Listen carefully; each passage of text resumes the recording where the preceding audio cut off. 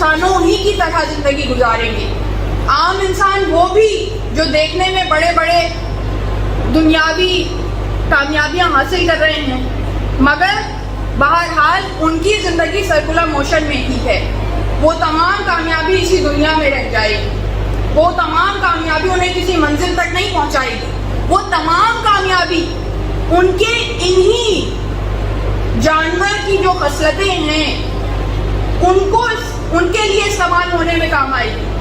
یہی ہے نا، کھانا پینا سونا جاگنا رہنا، اسی میں استعمال ہوتا ہے نا. ان کا جتنا بھی مال و اسباب ہے، ان کی جتنی شہرت ہے، جو بھی وہ کماتے ہیں زندگی میں، شہرت کماتے ہیں، مال کماتے ہیں، نام کما لیا، زمین حاصل کر لی، جو بھی ہے سب اسی دنیا میں رہ جائے گا. اس لیے کہ مادی ہے، سب دنیا میں ہی رہنے والا ہے، دنیا ہی سے مربوط ہے، تو یہی رہ جائے گا.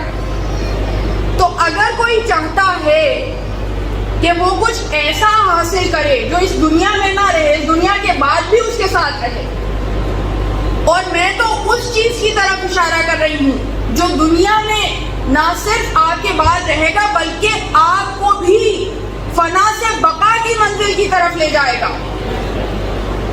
پھر آپ فنا نہیں ہوں گے، آپ کا نام فنا نہیں ہوگا، ہمیشہ باقی رہے گا، ہمیشہ باقی رہے گا. کس کا نام باقی رہے گا؟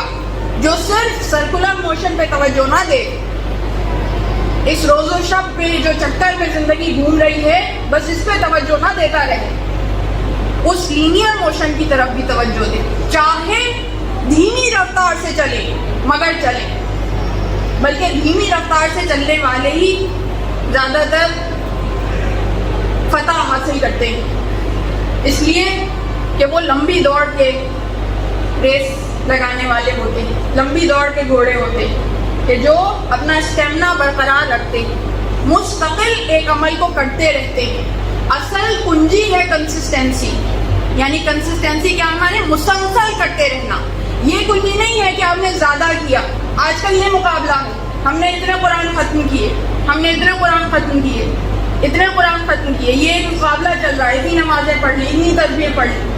کوانٹٹی پہ زور نہیں ہے اسلام کا، اسلام کوانٹٹی نہیں کہتا، اسلام کوالٹی کہتا ہے. ایک آیت بھی پڑھو مگر اس طرح پورے دھیان سے پڑھو کہ وہ تمہارے قلب و روح پہ اثر کرے، تو وہ اس سے افضل ہے کہ تم نے پورا قرآن ختم کیا اور تمہیں معلوم نہیں ہے کیا پڑھا.